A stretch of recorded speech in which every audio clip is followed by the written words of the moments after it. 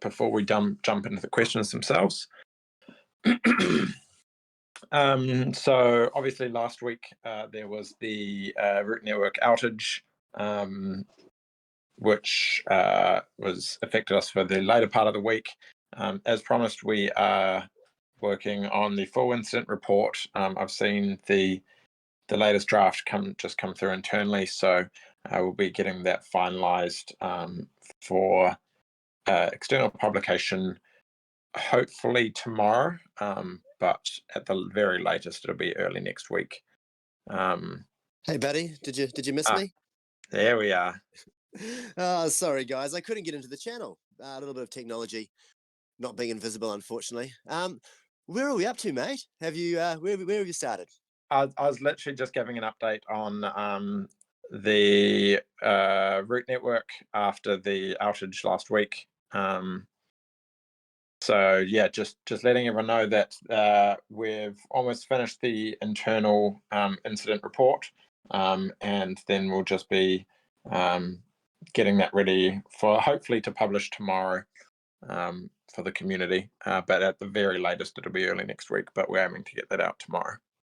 Yeah, that'd be good. It'd be nice to see exactly what happened there. I'm sure there'll be a lot of curious people. Yeah. But that's all a part of being an alpha and testing and getting ready for the next stage, which is really exciting.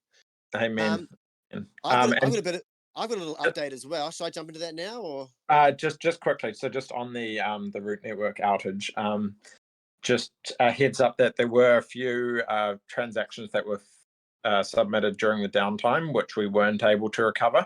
I think some were goblin mints and the like.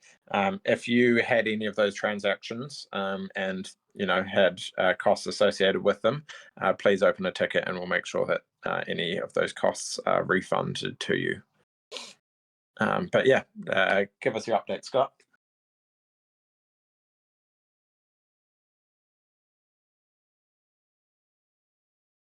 Oh, we lose you. You there? I'm back. All right. Okay. A little pause for effect. I thought it'd be good in there. So many of you will have noticed that a post went out today from Real Vision regarding Aaron's interview. This is a really good thing. So they had an opportunity with a series they got coming out called The Exponential Age. Now, this is targeted at their core subscribers, their main listeners. Now, this is a market that's really difficult to get the attention of. These investors are more interested in commodities, precious metals, T-bills. They've got a little bit of their portfolio to allocate to tech stock, Bitcoin, and things of innovation. So to be able to address and meet this market is really important for us. So we are looking forward to having an interview with Raoul. When that can happen, I don't know. But at this stage, the most important thing is to build that deep relationship with Real Vision. They're a massive company with a lot of weight in the space. And this is a way we can show them, because we are the new kids on the block at this stage. We have to show them what we're about, and a little bit of exposure at a time seems to be the right way to go. Now, it is token gated at the moment. They will be putting small reels out on X and other platforms, so we get a taste of it.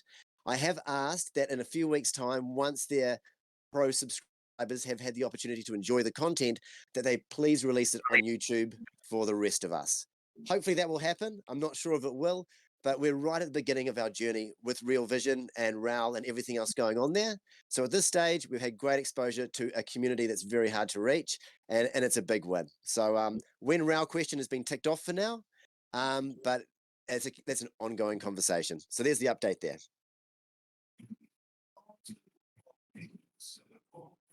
I've actually got a question here that says update with it as well. Alex, you still with me? Oh, I've lost Alex. Sorry, I muted myself because I was drinking and then I was talking loudly at nothing. I thought you were pausing for effect. Yeah, of course. And I work in tech, so I definitely know what I'm doing with technology all the time. So update I was mentioning was the TNL I've got on the list here. Do we have a TNL update? Yes, obviously, for those of you paying attention, there was an update rolled out to the Next Legends yesterday, which was the cut and style update. and that allowed users and people who own TNL boxes to actually start to customize their boxes with the haircut, hair color, and poses. While this is a fun kind of next feature rollout for the next Legends, it's actually also the first use case for the new asset registry, which forms part of the new Silo protocol moving forward. And yeah, really excited to be able to start rolling out, more and more pieces of the broader toolkit. The asset registry itself is a really crucial part for interoperability and swappables and customization in the metaverse as a whole. And we'll be posting some more information around that and the broader update to Silo over the next couple months. But I did see Believins actually posted a really good summary on Twitter earlier this morning, I think it was. Yeah, about half an hour ago. So yeah, stoked to be able to have that out to you guys. On the actual TNL experience side, we appreciate the feedback. There's been a couple of bugs identified. I think one in relation to the hair itself not always displaying correctly and sometimes coming through as bald. The team are working through those. I believe they're pushing an update in the next hour or so, which should resolve a number of those bugs, and we'll continue to work through that with your feedback. So thank you. It's really interesting, like when we deliver something like a cut in style, which if you're not paying attention is as simple as it is. But you know that behind the scenes, there's so much more to it. And a lot of the community picked up on how the asset registry plays into the long game and also brought Silo back into the conversation. But anyone new to the space are just going to see some NFT boxes getting a new hairdo, but there's so much more at play. All right, now we've also got a question. Actually, let's do an update. Can you give us an update on the oversubscription for the staking? Yeah, so actually this is a good one. Thanks for reminding me that when we had the outage last week, it was actually at the same time that we were putting out comms around the issue with many people being oversubscribed to validator number one when staking. So just to reiterate that if you have less than 1335 root staked against validator number one, you should move your nomination to a different validator because you won't actually be earning any staking rewards at present for that. You will still be getting some bootstrap rewards, but you'll be missing out on additional rewards there. So if you are staked against validator number one, please go double check. I mean, even if you are over that threshold of 1335 root, you might want to consider moving to another validator regardless. I'm sure there'll be people who are below that threshold who aren't necessarily paying attention to our kind of regular comms. So, if you're feeling magnanimous and want to just go and move to a different validator, I'm sure those people would appreciate it as well because it will actually lift them up above that threshold. So just a reminder, if you are nominating to validator one, go and double check that and worth moving to a different validator. We have improved the UI a bit on the staking dashboard, so it identifies those which are oversubscribed, and you can filter them out of the actual options when it comes to nominating. And we're going to continue to work on some UI UX improvements for that staking dashboard, just so we make sure that that's as clear and transparent as possible. Yep, great testing for us and an excellent educational experience for the community regarding how to stake, nominate, validate. And this is a quest. So without a lot of transactions happening on the network at the moment, until we bring third parties in, it's all about your future score, how much you staked and how long you staked it for the quest itself. In regards to the Vortex tokens, well, there's something special for the future. But how we learn to delegate to the different validators, that's really important. Yep. All right. Quest 4 update. Geez, we're in the month. These days go by so fast. Quest 4? It really does. be We're Christmas gonna make it. before we know it.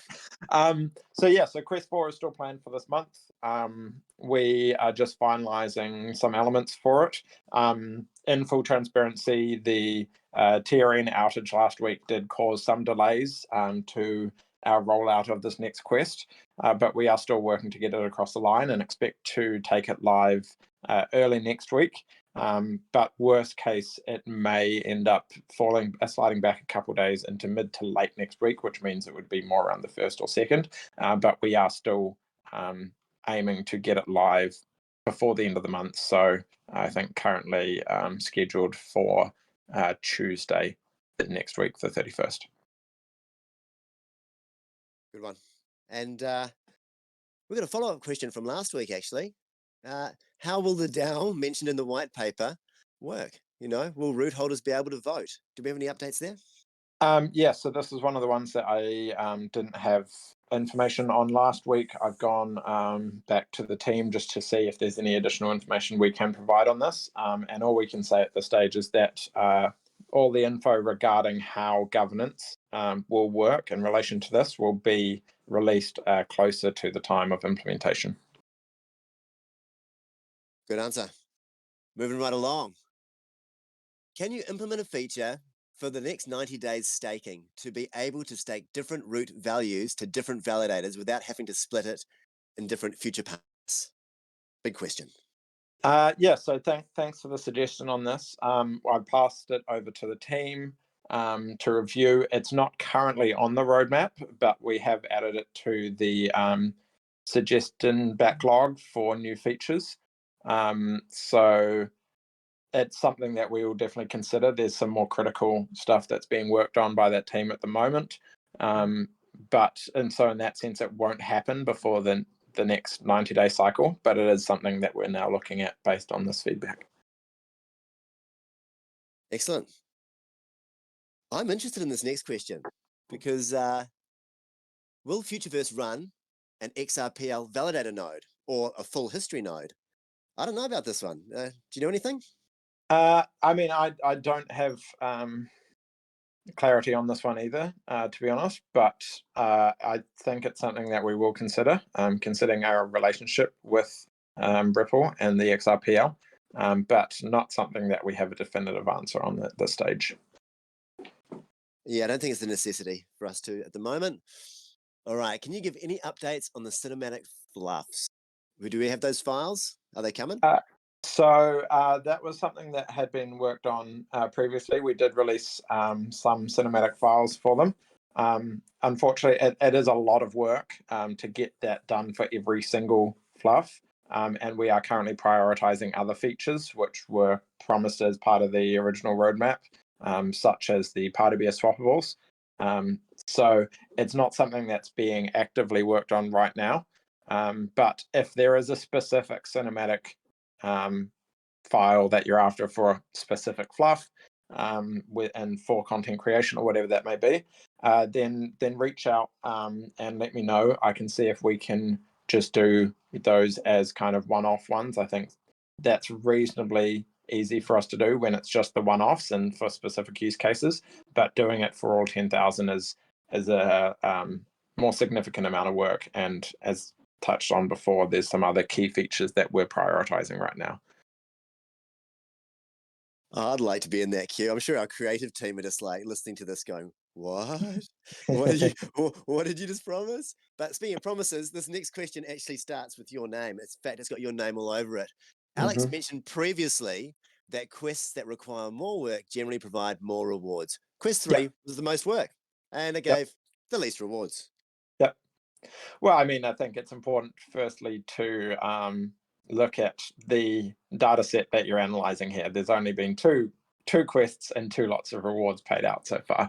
As I've touched on a few times, the massive reward that we paid out for quest 1 is very much the exception, not the rule moving forward when it comes to quests. We really wanted to kind of bootstrap the token distribution and reward those in our community who are really engaged. So that's why we paid out 1% of the entire supply of root in that first quest. But moving forward, expect that the rewards for quests will be more aligned with that kind of range that we're looking at with Quest 3 currently, unless there is a significant amount of work involved, then those will adjust appropriately. Can I ask a follow-up question? This is Max. Sure. So I was just doing the math on that, and since 20% of the total route that will ever be is designated for community rewards, and I Yep. saw you said in the chat that most of that would go to quest rewards.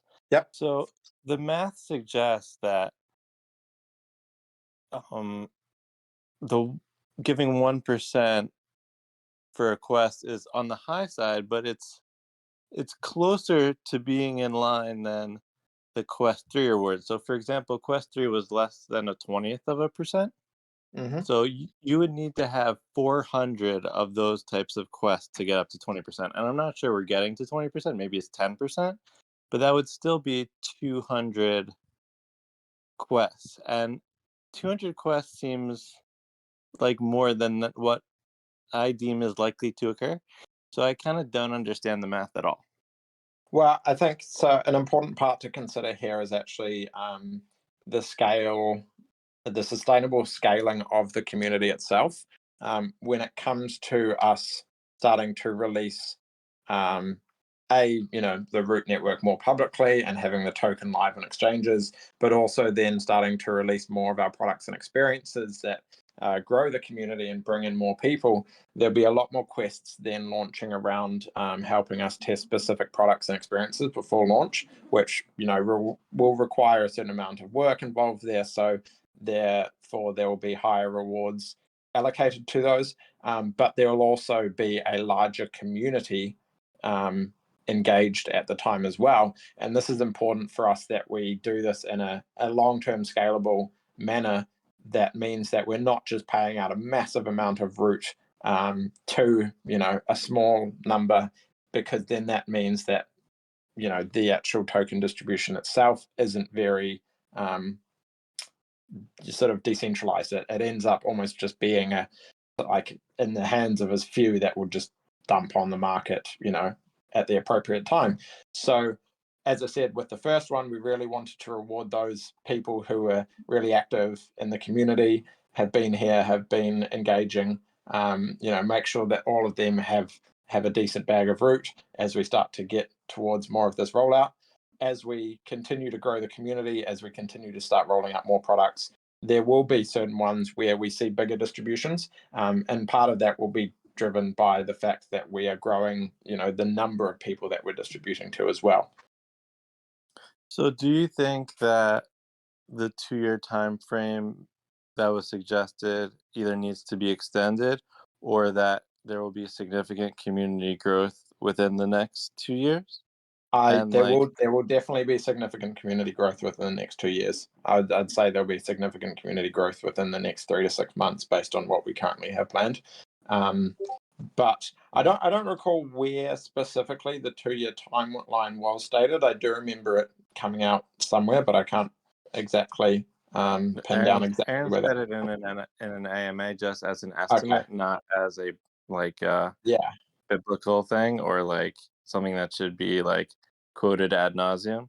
Of course, yeah. I mean, take it with a grain of salt, but that is still very much, the approximate timeline that we're looking at. It might be, maybe closer to 3 years, but I'm not confirming that right now. But really, we're constantly we're constantly reviewing the process for how we distribute and how we distribute the rewards for root, and how we really build and bootstrap the community in a sustainable way that is the best for all of us in terms of longevity. So yeah, I think you will see significant uptick in the size and engagement of the community as a whole, especially over the next 6 to 12 months as we start to put out a lot of big announcements and updates and product launches, especially ones that are specifically targeted to, I guess, what we would call, Web 2 users, people that aren't even that engaged with Web 3, but potentially, offer them the ability to come on this journey with us at the level that they want. Yeah, I hope that answers your question. Hey Max, I just loved how you said Aaron mentioned it in an AMA, but not in a biblical way. Because I'm thinking about this, thinking no one's ever taken anything I've said as a quote and even considered it being biblical. What do I have to do to upskill my game with bigger words to make my quotes Aaron biblical level? That'd be awesome. I just want to give a really quick shout Keep out. working at it, you'll get there eventually. I need bigger words. Big shout out to the whole community for the way you've been behaving in Discord, because seeing members coming in and being guided through what is a really complicated ecosystem so beautifully, I really appreciate that, guys. I jump in there all the time just to see what's going on and check out the sentiment. And when I see a new community member, especially that XRP guy the other day, learning about what we were doing, I just take my hat off to you. So keep it up. That's really great. All right. Back into the questions, Alex. You ready? Yep, fire away. All right. Can we have a special 30 minutes max to specifically clarify which of the past alpha is or is not still relevant? Now, I can see that you've got a few of those answers pegged out here, so I'm not going to go through the whole thing. Do you want to just break down for us how we could potentially address how things have changed since the roll-up and what will or won't go forward? I mean, I'm happy to address any of these questions directly. I can see there are some specific ones on, so I don't feel it needs its own 30 minutes max. I feel like these can just be raised whenever people want to. The ones that were specifically referenced in this question were the importance of matching backgrounds for breeding flufs. Yes, that's still relevant. Do AFA characters still get ASTO? Yes, that is the ASTO claim for AFA All-Stars is still something that's planned, but we are focusing firstly on rolling out more products and use cases for ASTO before we tick that part off the roadmap. Party bed dens still a thing? Party bed dens were never a thing. That's not something that was ever communicated. What was communicated was party bed venues, and they are still a thing under the broader Third Kingdom, but not something that we're looking to kind of release as a mint at the moment or anytime soon. He could be asking if party bears will ever get access to dens or burrows. Okay. I mean, yeah. That was, I don't know. I mean, that's how I read it the first time, but I don't know if that was their implication, but just thought I would throw that out there. Yeah, no, that's a fair assessment. Yeah, I mean, that's in terms of the way that burrows work and the overhauls that we're doing and how that fits into the broader Third Kingdom and all the updates happening on that front. We do have some significant updates coming through, I believe, in the next sort of 3 months or so on that.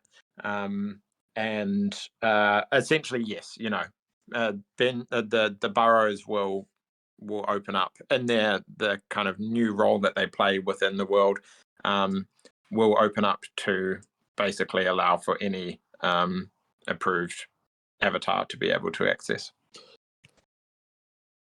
We're going to fly through these next ones because how soon till we get to the ASM team jumping up and doing their show?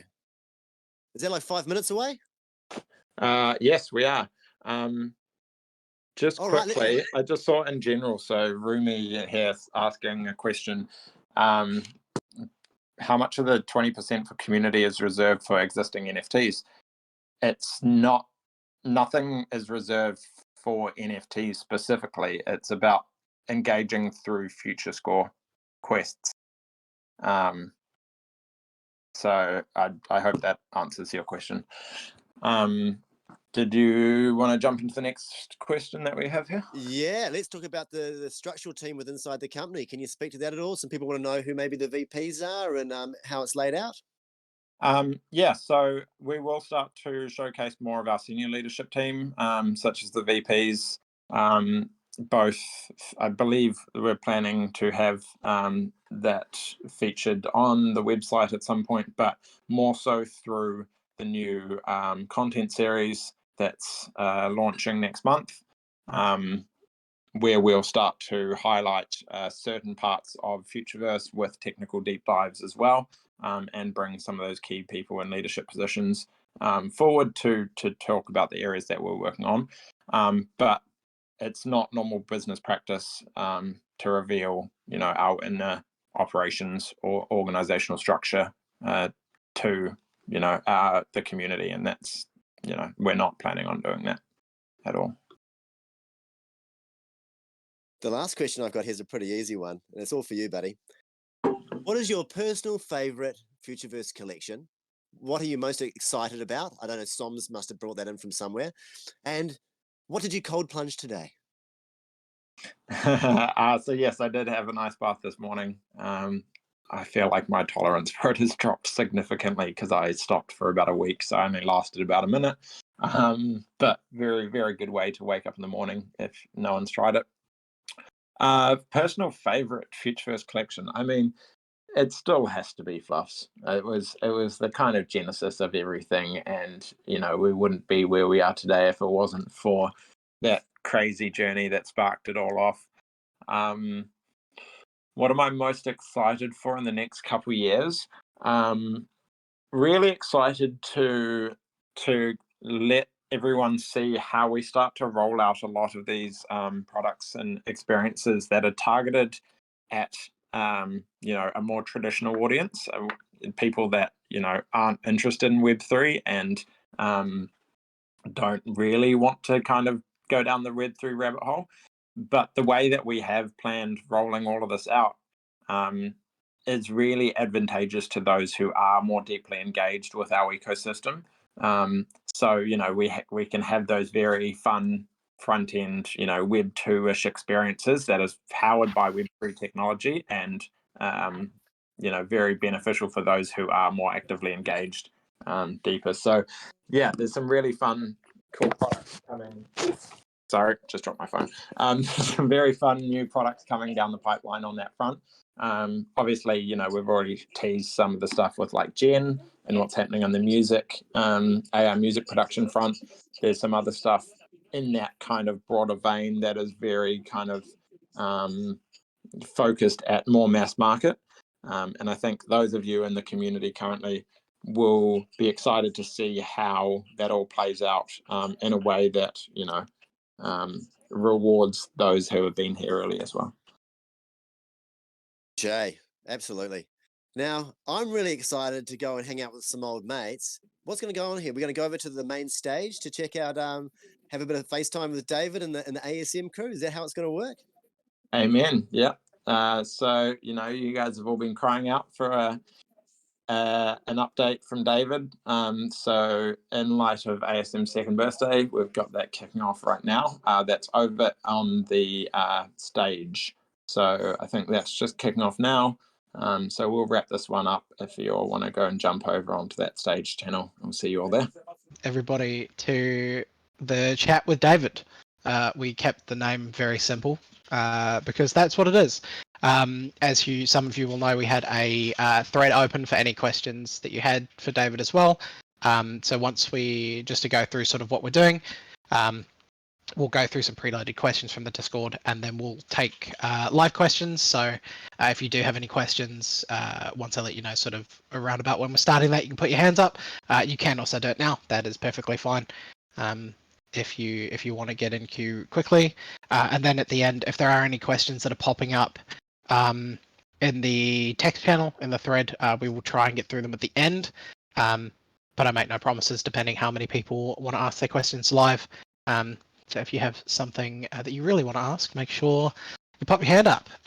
Let's go through and say hello, David. Welcome, mate. Welcome to the stage. Hi, how's it going? Great to be back on stage. It's been quite a while, as has been pointed out to me. But it's good to be back here and seeing some familiar faces in the crowd below. Yeah, awesome. Keen to kick into it. Awesome. Thank you for joining us, David. And Ice, welcome, welcome. We did that mic check and now he's broken it. Look. We'll skip over Ice. Brian, welcome, mate. GM, it's good to be up here. Good to hear your voice again, David, on the public chats. I know a lot of people have been asking where you've been, so I'm sure there's some pretty excited people here. All right. Well, we can start kicking into it. I think Ice is having some technical difficulties. Ice, are you there, mate? I'm hoping he comes in as Robot Ice.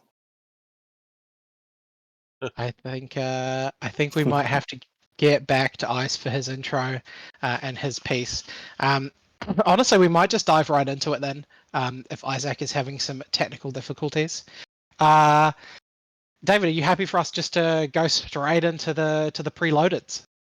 Yeah, well, no, maybe just have a little bit of a talk about, what's happened, where I've been, What you've been up to? what I've been up to, and then that might inspire some questions as well later on. So, as you can all imagine, it's been a pretty massive few months. The merger and the sort of coming together of Futureverse was a massive undertaking for everybody involved. And that was quite an experience to go through. And during that time, I was focused a lot on getting the merger done and also building up the new research and development team. And on a personal side, we had quite a few things going on at the time. Me and Carmen took on our nephew as his mother was permanently incapacitated, and suddenly had a 7-year-old to take care of. And before that, I'd been working pretty much, up to 17 hours a day, spending a lot of time working with the community, running Altered State Machine, not probably getting as much exposure to the technology side as I would like. And then at around about the time of that merge, I got the opportunity to hand over a lot of the management stuff, the CEO sort of executive management stuff to Aaron and the rest of the leadership team that I was doing at Altered State Machine, and focus more on the stuff that I'm good at and passionate about, which is the technology and the research and development, which is great. But with a coming to terms with looking after a child suddenly appearing on my doorstep, sort of I had to make decisions around what I prioritized at that time. And for you guys, building the technology is the most important thing. Unfortunately, one of the things that did have to kind of slip was the amount of time I got to spend in Discord and the community, which was a shame because I really enjoyed that. But there's only 24 hours in a day, and I haven't invented anything to change that yet. So whilst working on the R&D department, and really excited to get that underway with all the new resources that we had that Futureverse can afford us, and working on all the wonderful things that we could only sort of imagine that we could work on an Altered State Machine. That's really exciting. And we're also been working on the around the background on ways to get that out to you guys as well in the community, and you should see shortly some more stuff coming out directly to the community from the research and development department, which I'm hoping you guys will enjoy. So that's kind of a brief about what kind of happened to me. Sorry for the sort of sudden. Actually, I kind of felt like to me that it was kind of chipped away at over the course of a month or so, sort of not being able to keep up on the socials as much as I could, but getting a handle on being a father, and the team is sort of running and well oiled and meshing really well now. So. Things are sort of coming out the other side, and having a bit more time is what I'm kind of seeing in the next few months, which is awesome. Hopefully I can do more of these going forward. So maybe over to you, Dan, if you've got some questions, and we can start chunking through them. Yeah, thanks a lot, David, for the sort of intro into what you've been doing and how your life's been going. It's good to hear your voice again up here. We're going to try one more time for Ice with his technical difficulties. Ice, are you there? Hello there, Dan. Thanks for having me on, buddy. You well? I am indeed well. Thank you. Thank you. How have you been? Oh yeah, grand. Thanks for asking. You there, David? I can't say that I can absolutely say that I missed Irish Ice for sure. Yeah, it's bloody good to hear you again. Thank you for the explanation. I thought for a minute you're either maybe abducted by aliens or just really, really, really good at hide and seek. One of those two things could have been it. How's things been, David? Well, I mean, you just did a spiel explaining that, so never mind that question. I don't actually do the weather no more. Really? No, I've moved on to greener pastures. Okay, what have you been up to? It's a whole bunch of things, I mean, I tried being a barber, but I just couldn't cut it. So then I tried being a doctor, but I didn't have the patience, So I tried being a historian, but I couldn't see no future in that. And finally, my mom said to try being an artist, but that's where I drew the line. So yeah, that's where I'm at, still looking for something. You should try search and rescue. I hear they're always looking for people. Oh, you're quick as ever, David. You haven't lost a beat. Anyways, I must leave you. I got some jobs to apply for, so I must be going now. But it was an absolute pleasure speaking to you, Much love, David. Good to have you back, mate. See you, Irish Ice. I missed you. Thank you. Thank you very much, Ice. It's sad to see the weatherman go, but at least he's he's finding new professions out there, and hopefully we'll be able to get him back once he decides what he's going to be doing. And an old favourite of ours to bring back. But let's jump into the questions we have now, David. We've got a few preloaded here from some names you'll likely remember and know pretty well. And then once we're through with those, we'll get some people up on stage to ask them. First one I've got here is it's Crazy Bro. I know you work in a secret lab now, so what goes on in there is locked up. But can you speak to where you were seeing these AI creator tools going and what the world looks like in a few years because of them? Apparently, it's not so secret. But so we're working on a whole lot of sort of core areas of things that we've identified that need to be true before the world can actually realize this open metaverse that we've all been talking about, and driven by the creator economy and owned by people. There's a whole bunch of really cool advancements in generative AI, which if you they fuel your imagination into what is going to be possible, but there's still some fundamental things that need to be solved before that happens. For instance, things like generative 3D. When it wasn't too long ago that it would take weeks to generate a single 3D object using generative 3D, and the quality was not particularly good, and certainly not game ready. What we need to get, and the amount of resources required to do that and power required to do that was immense. One of the things that we have to do is reduce that time and resource right down to a fraction of what it was months ago, and that's very heavy piece of research and requires a lot of very specialized and talented people in this very specific fields to work on, and having the resource to be able to do that, and the team to be able to do things like that has been really cool, and seeing some of the results of that work. Along with you guys are now familiar with the stuff we're doing with Gen. We are the market leaders in music AI, and you've only seen a tenth of it so far. And we're working on a whole bunch of other really important fundamental technologies that are going to be required to make this stuff happen.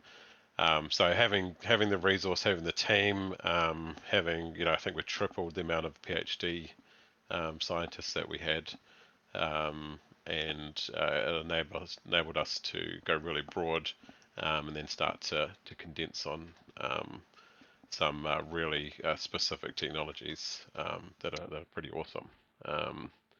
And then I've got a wicked cool prototyping team on top of that, which hopefully we can get some of their stuff out to you soon to play around with. Awesome. Thanks very much for that one, David. We've got another one here from Floating Coconut, a little bit of a longer one, so please forgive me if I make any mistakes reading this one out, because I'm really bad at reading, apparently. Can you speak on the advantages of going the other path than, say, OpenAI, who trained the model with 185,000 published copyrighted books? It seems like an underestimated component of the ecosystem, as from the very start you decided to only train AI on non-copyrighted materials. With that approach being different, how does it impact the process/progress and ultimately end outcomes?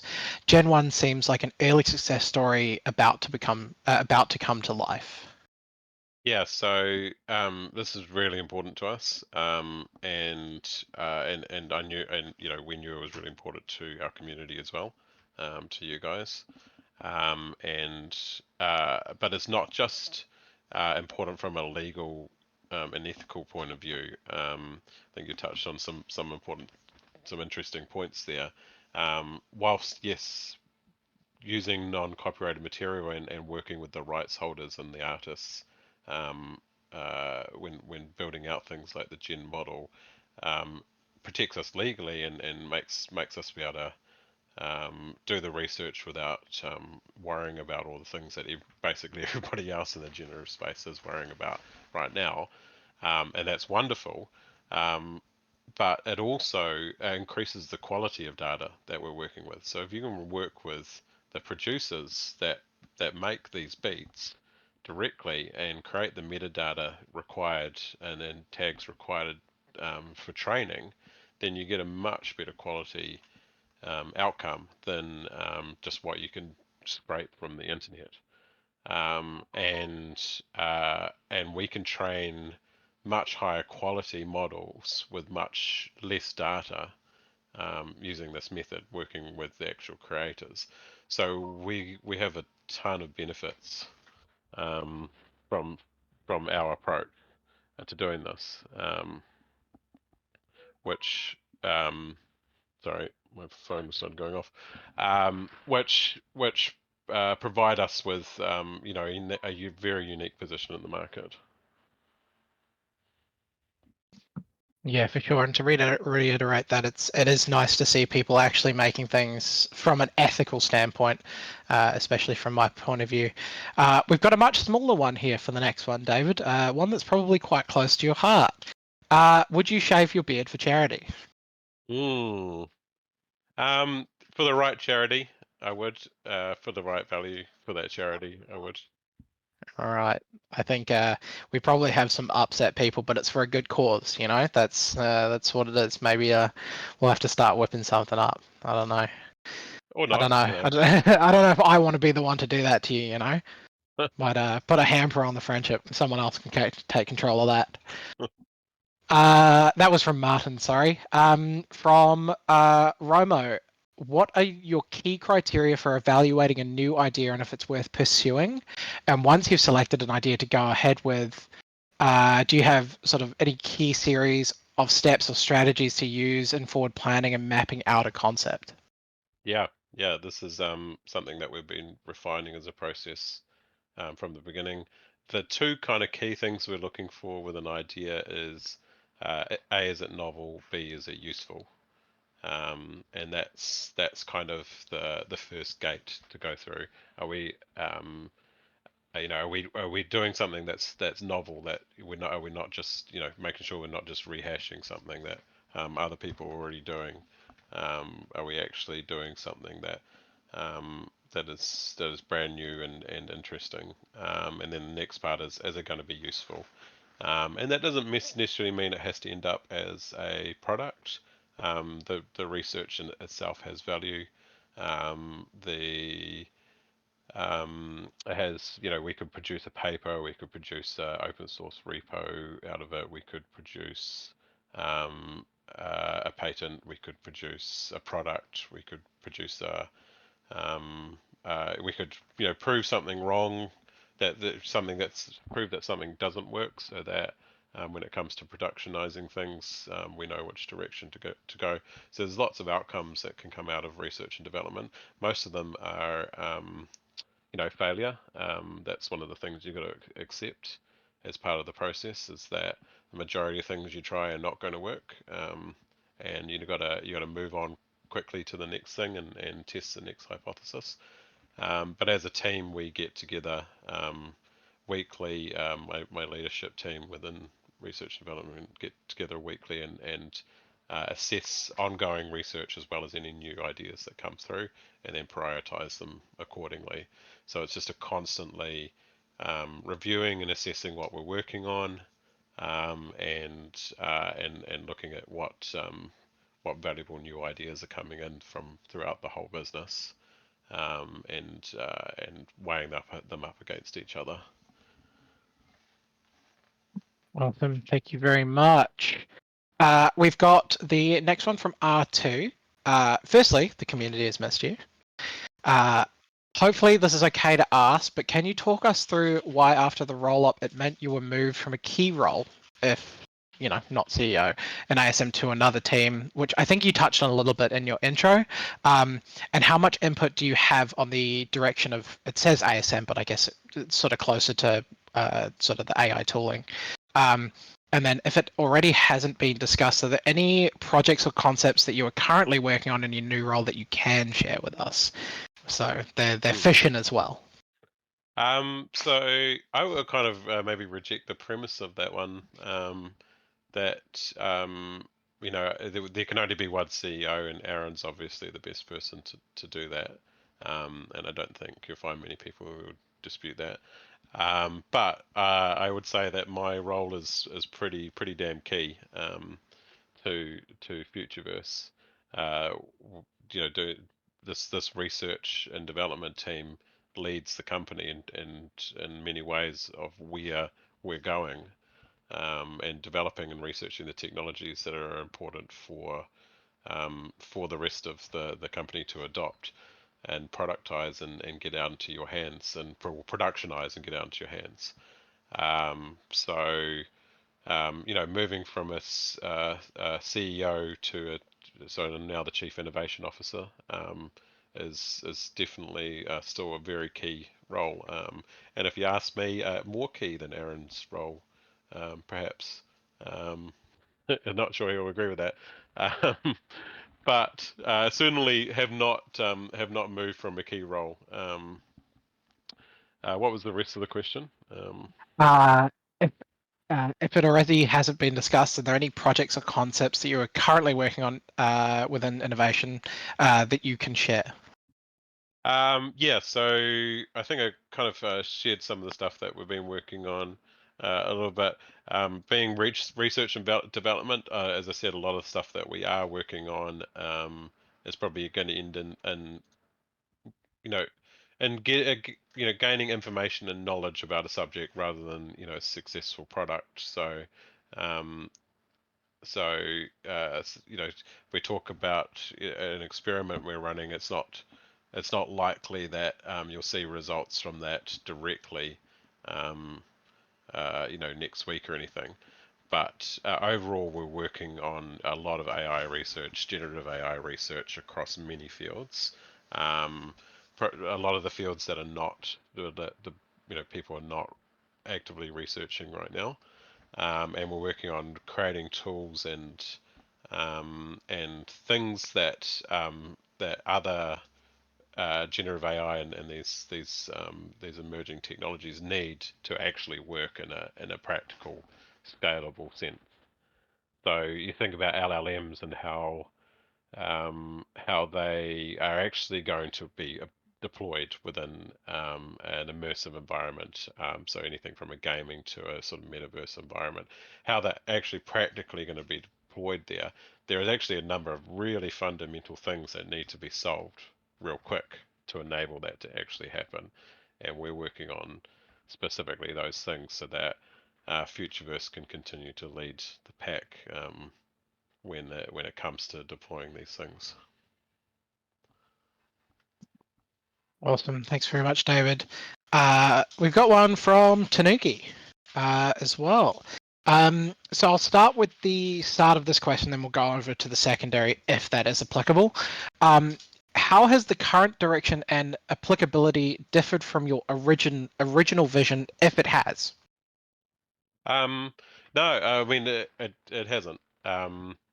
So you know, when you look at the line of things, the original vision sort of goes back to centrality days, the early days of centrality, and you know that's going back what 8 or 9 years now, and uh, and Altered State Machine was an extension of that original vision, and then coming back into you know centrality and Altered State Machine coming together along with non-fungible labs, which again in itself was, Alex, you can correct me if I'm wrong here, so in some way an extension of that original vision as well.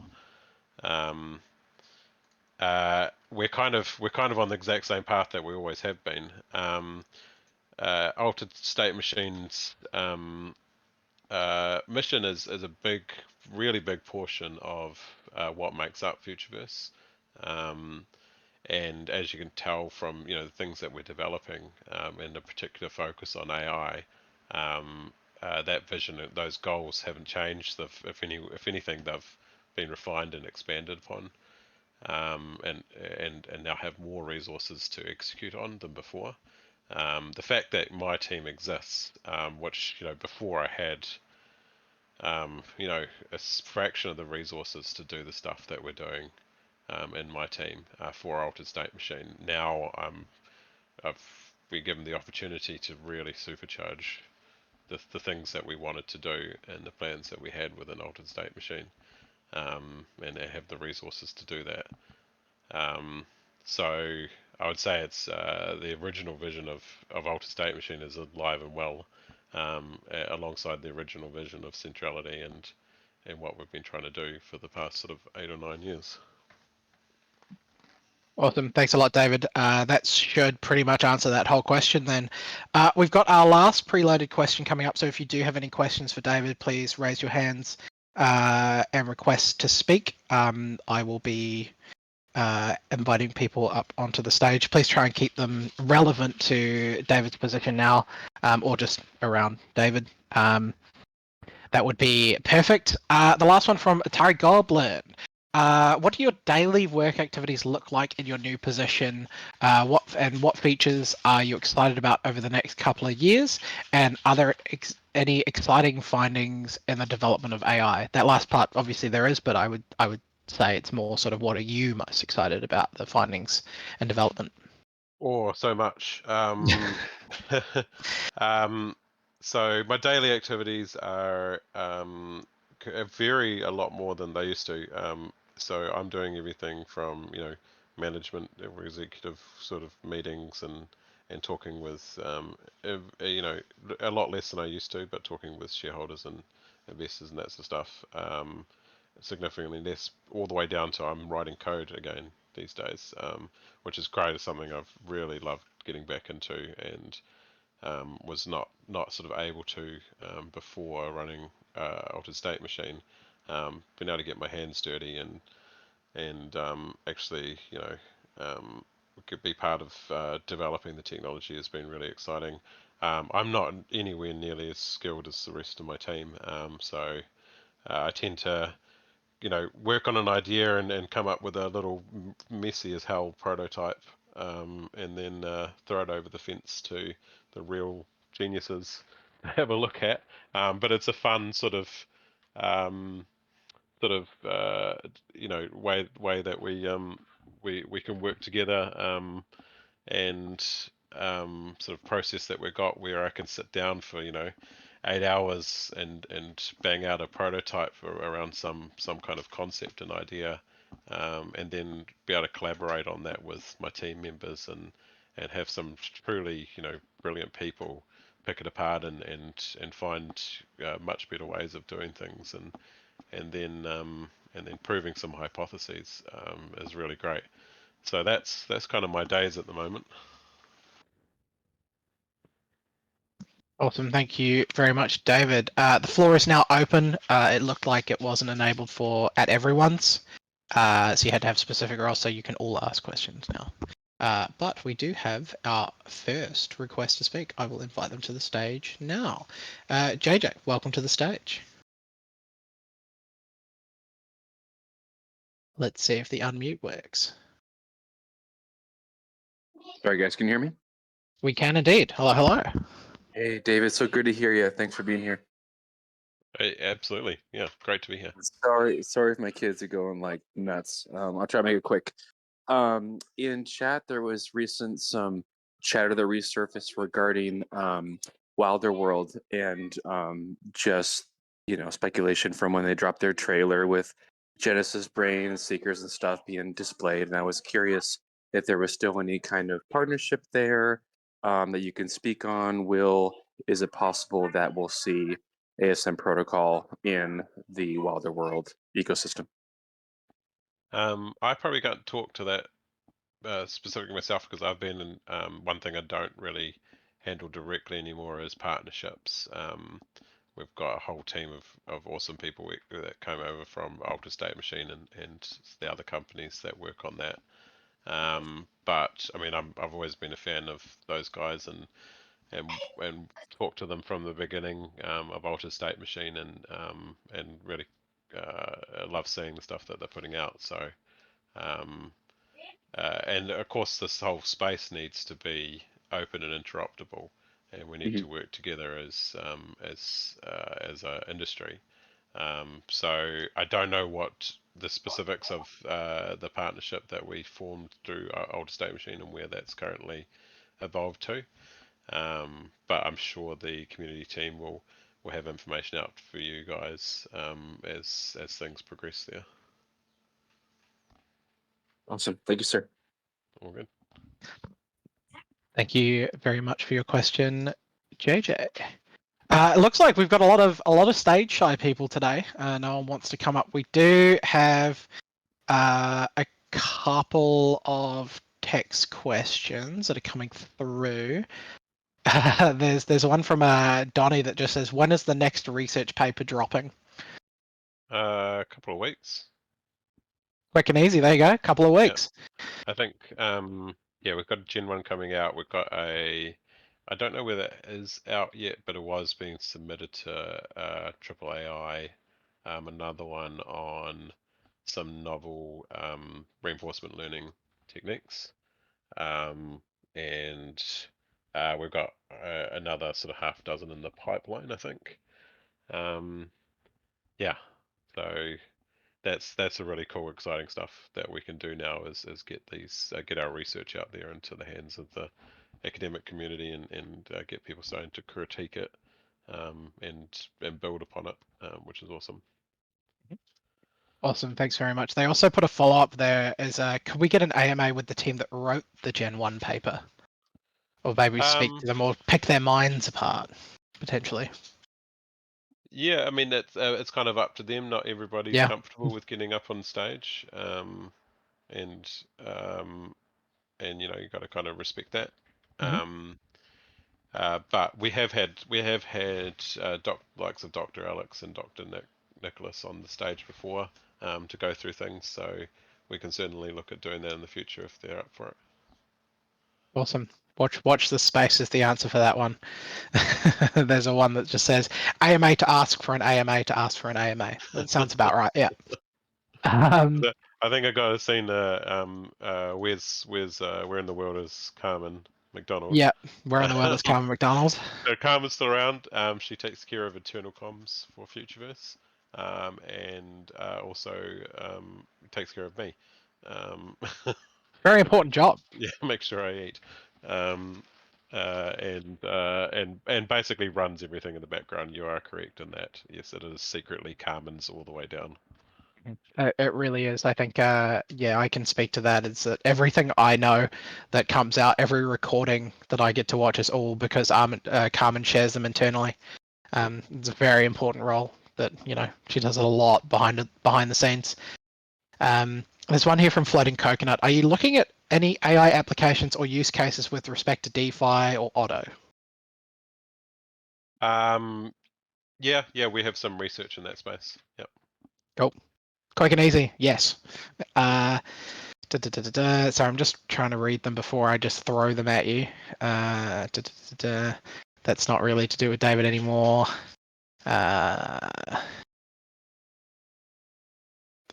Silo stuff isn't really anything to do with David, so that one's honestly a lot of the questions we're getting we can't really answer on the stage. They're more directed at sort of product overview sort of things, which me and Alex can take a look through and see if we can get the answers for or add them to the next 30 minutes max. If anybody does have anything they would like to ask David, there is one here again that's product related. David won't be able to answer that. There's this one from I guess ASM as a company and brand is kind of rolled into Futureverse now. But can you comment on the protocols, resourcing, road mapping has become much less visible in the community now that David and Dan and others is sprinkled into Futureverse roles?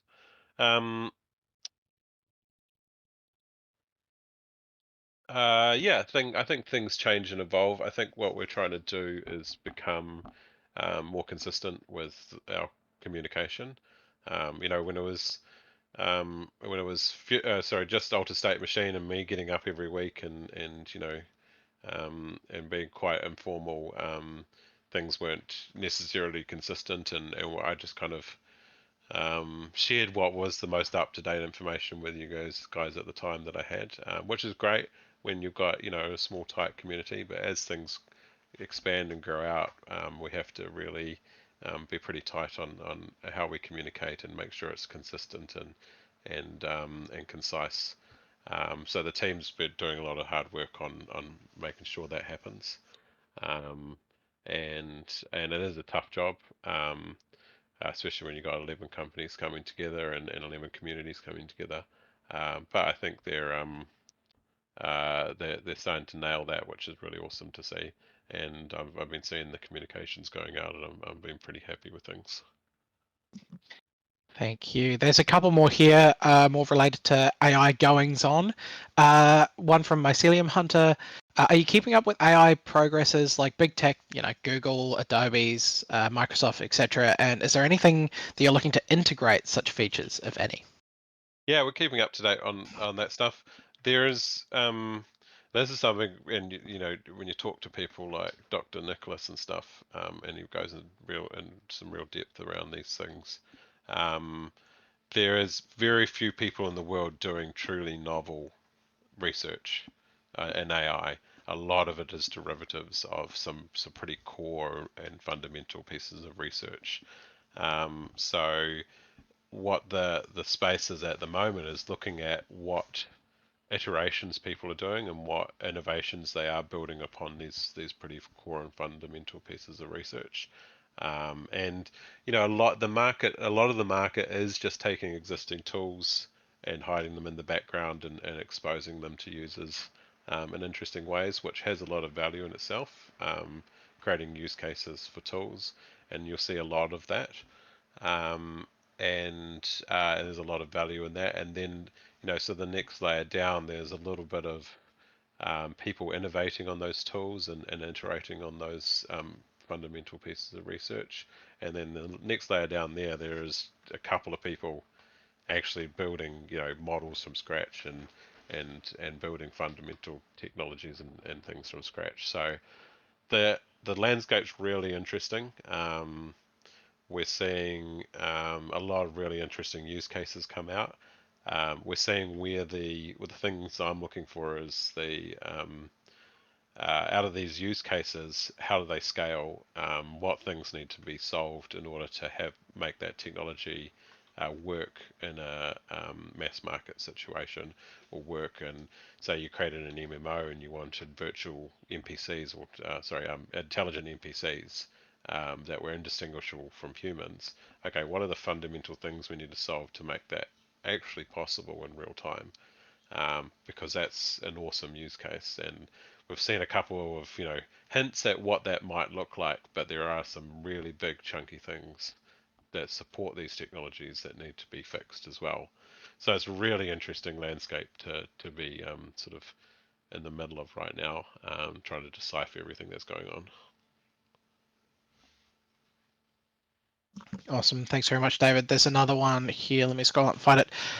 This sort of is connected to the last question from Gears for Goose. AI has come a long way this year. What has surprised you or excited you the wider AI community has come up with? What has surprised me? Yeah.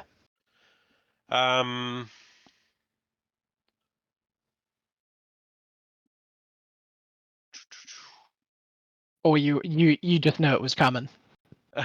I mean, it's hard to say that without sounding cocky, but I mean, I was speaking to you guys like 2 years ago about some of the stuff that has recently popped up. So I don't want to sound, toot my own horn or anything, but this has been what I expected.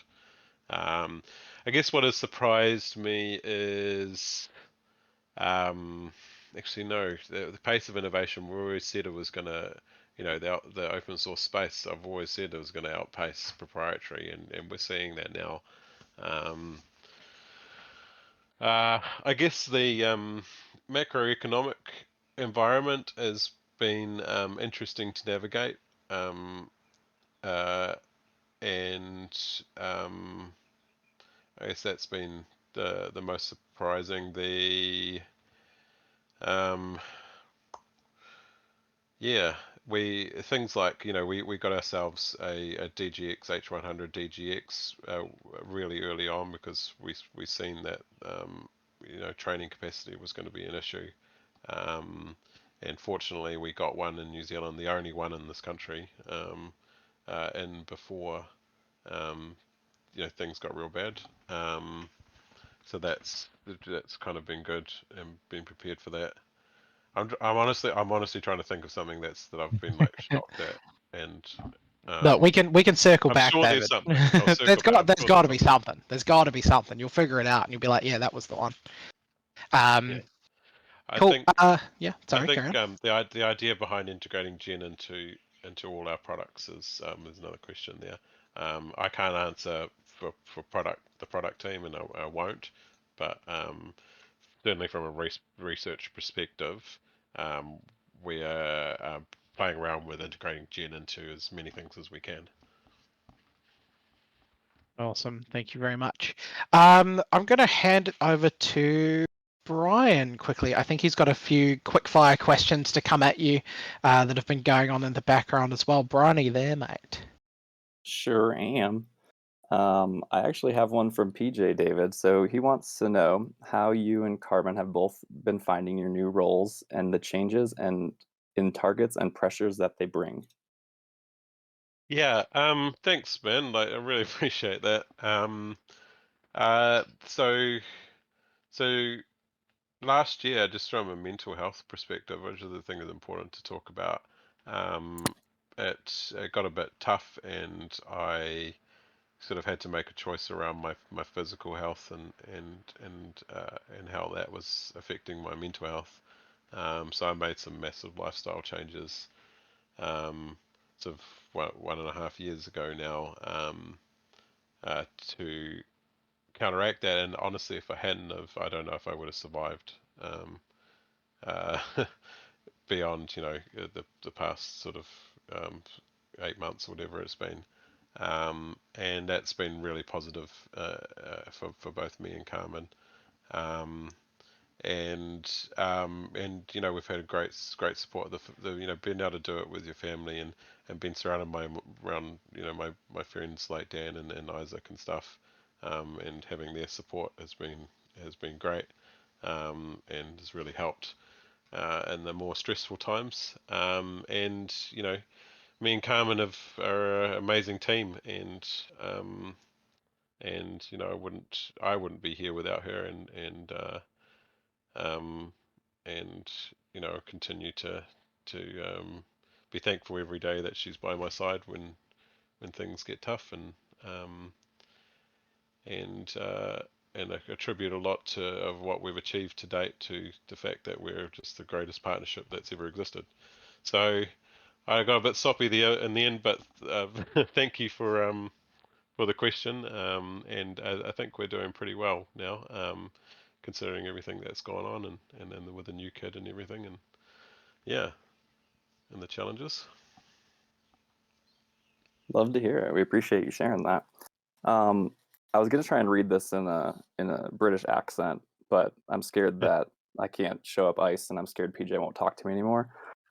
So he also wanted me to pass along. He said he's worried that we won't recognize you since you started training at world famous gyms, and just to say no to performance enhancing drugs. It may help muscle development, but you can get that fixed with your next Legends boxers. So he just wanted to pass along that friendly advice.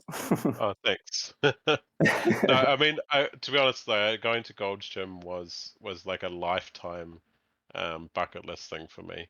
I was a big fan of Arnold growing up, and that whole sort of era of bodybuilders and stuff, and getting to go to this.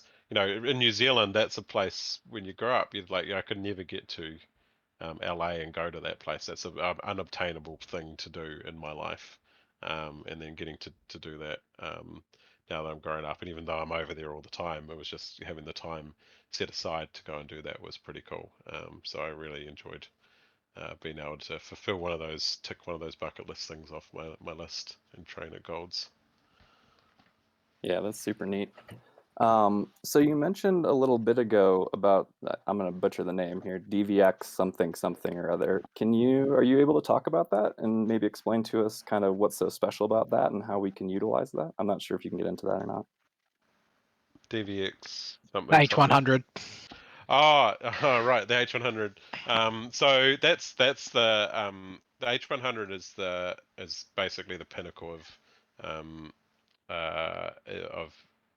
graphics processors, and which are utilized for machine learning, um, or and the H100 DGX is basically an AI supercomputer, the most advanced one that NVIDIA makes. And that allows us to do really deep research without having to wait for cloud capacity, and the team can do have control over the environment completely. So we can do some really cool AI specific research and train whatever we want whenever we want, which enables us to stay ahead of the game when everybody is soaking up all the AI training capacity in the world. We've got our own sitting in the server room, which gives us a bit of an advantage there. That's super cool. I heard, is it true, something that we have the only one in like the Australia, New Zealand region or something? Certainly the only one in New Zealand. I think they might have one in Australia or two. It was one of the first in Australia as well, in the whole region. But definitely the only one in the country. People are hella jelly. That's When we talked awesome. to Yeah, them, I think I even heard. Google was. They're like, "What? Can we borrow it?" Wow, that's incredible. Yeah, I heard there's like a 2-year wait list on them now or something. Yeah. Super cool. What's the coolest thing you've seen in the AI space in general recently? Is there anything that sticks out to you where you're like, holy crap, like that's amazing? I'm really liking Gaussian splitting. Has been really interesting to see that. I think there are some alternative approaches where you can incorporate that into grade 3D objects and environments. That's been really cool. I think just a lot of the stuff that LLMs are doing and the really cool things that people are doing with them, and discovering what they can do. has been really awesome. Just the general public watching the Twitter threads of, oh, I did this and I engineered these prompts and that sort of stuff has been really cool to see.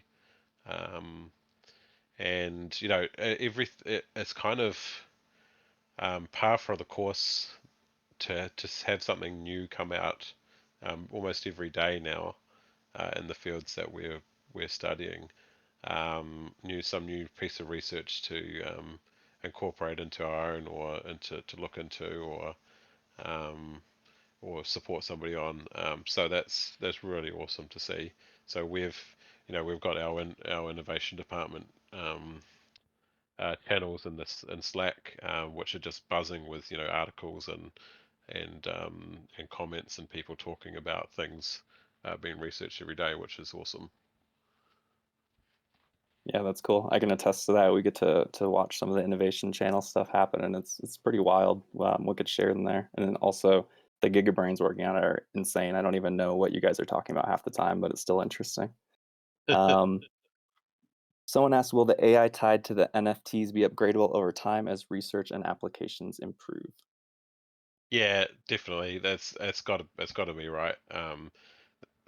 That's as I was saying, like there are changes happening every day. New research is coming out daily. There's a new model coming out, every day that does something really cool in a different kind of way. So this space is really exploding, and the tools that we are creating and the research that we are doing is done in a way that we can take advantage of those new technologies. I think some of the stuff that Vinny's been working on, we've had to upgrade our backend so that we can swap in and out different models depending on the purpose and test different things. So it's really important that we keep things dynamic like that from a research perspective, and I'm pretty sure that's going to flow through to the products as well. Awesome. Thank you very much for those questions, Brian. Just a little sort of quick fire round of stuff that we've collected as well over the AMA. Honestly, it seems like everyone's a little bit scared to ask the questions today. So I think we'll do a little outro, go over anything you want to go over of a sign off, David, and we will call it a day there. David, is there anything else you wanted to say while we've got you? If not, we can call it there and go through. No, just thank you everyone for your support. And I'll try and find some more time to pop into the channels and have a chat.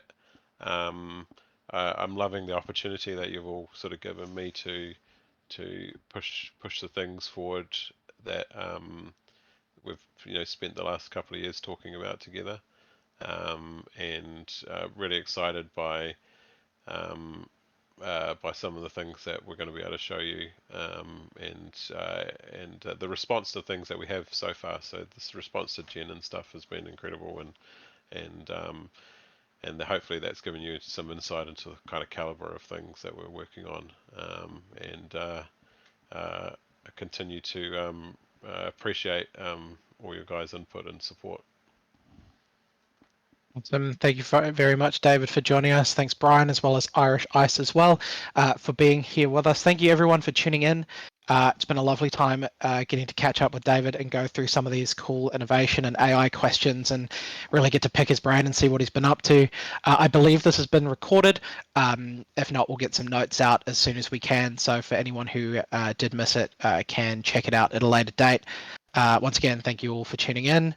And as David said, he'll see if he's got time to hang around a bit more, and maybe we'll do another one of these again in the not so distant future. If you do want them, tell us. If no one tells us or asks us to do them, we won't. So I will leave it to the community to keep pestering us to do more of these, and maybe you will see it. Thank you, everybody, and have a wonderful day or Thanks, night everyone. or wherever you are.